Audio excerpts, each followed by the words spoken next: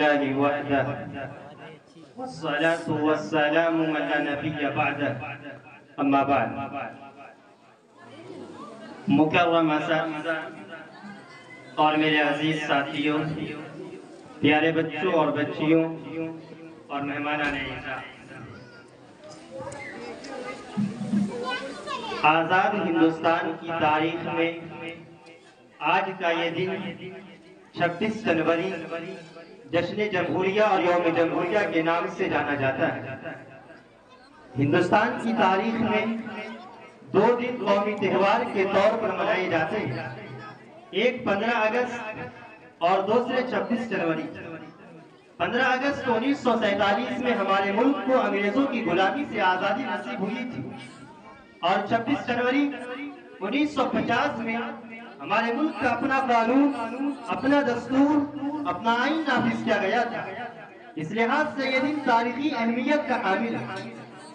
ہمارا یہ ملک ایک سیکولر اور جمہوری ملک ہے جو مختلف مذاہب اور مختلف قوموں کا گہوارہ ہے، اور جمہوریت نام ہے عوام کی حکومت کا، اور جمہور کے 4 اہم عناصر ہیں، 4 اہم ستون اور پلرز۔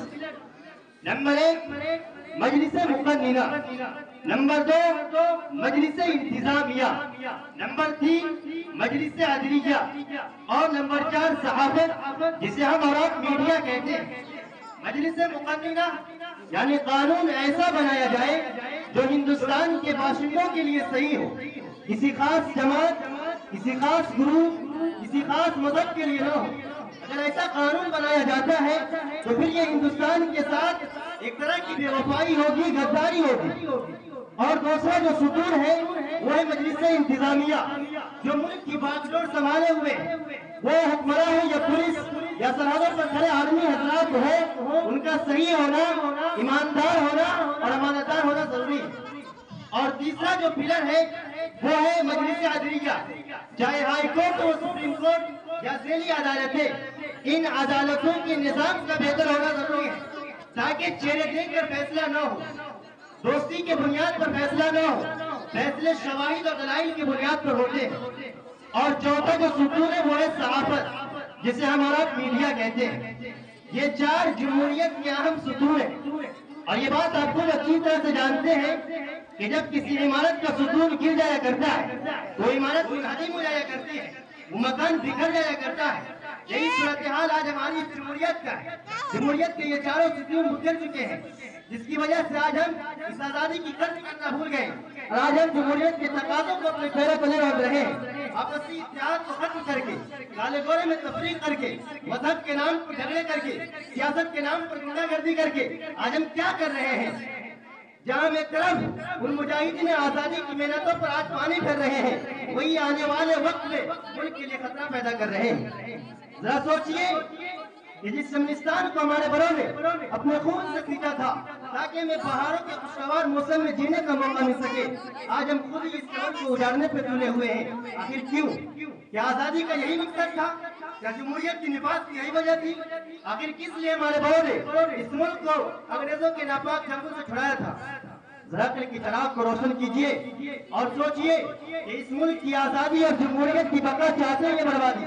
اور اگر بقا چاہتے ہیں تو ہمیں کیا کرنا چاہیے اور ہم کیا کر رہے ہیں؟ ہر طبقہ یہ غور کرے کہ ملک کے تئیں وہ کیا اقدام کر رہا ہے۔ آج ملک کی تمام سیاسی پارٹیوں اور مفاد پرست سیاستدانوں نے آزاد ہندوستان کی تفریح کو بدنما بنا کر رکھ دیا ہے، اور ہر سیاسی لیڈر اپنی اور اپنی پارٹی کا فائدہ چاہتا ہے۔ ملک اور عوام کے لیے کوئی کچھ دھرنے کو تیار نہیں ہے، بلکہ ملک میں اکثر و بیشتر تباہکاریاں انہی سیاسی پروپیگنڈوں کا نتیجہ ہوا کرتی ہے۔ آج ملک میں کوئی ایسی سیاسی پارٹی نہیں جو ملک کی سطح پر مضبوط ہونے کے باوجود ملک کی کامیابی چاہتی ہو، ملک کی ترقی چاہتی ہو۔ جب تک یہ سیاسی پارٹیاں تعصب، خودنمائی، حق تلفی، دو نظری، کرپشن اور رواداری کی راہ کو چھوڑ کر یکجہتی، سچائی، انصاف پسندی اور انسان دوستی کے راستے پر نہیں آئے گی، تب تک ملک کا فضا ناخوشگوار اور یہاں کا ہر باشندہ پریشان رہے گا۔ یقینی طور پر ہمیں جشن جمہوریہ منانا چاہیے، کیونکہ یہ دن بڑی قربانیوں کے بعد ہمیں حاصل ہوا ہے۔ اب میں علامہ اقبال کی شعر سے نصرت چاہوں گا، اسے پڑھنے میں بھی اثر آتی ہے کہ سارے جہاں سے اچھا یہ ہندوستاں ہمارا، ہم بلبلے ہیں اس کی، یہ گلستاں ہمارا، مذہب نہیں سکھاتا آپس میں ویر رکھنا ہندی ہے ہم وطن ہے ہندوستان ہمارا واخر دعوانا الحمدللہ رب العالمین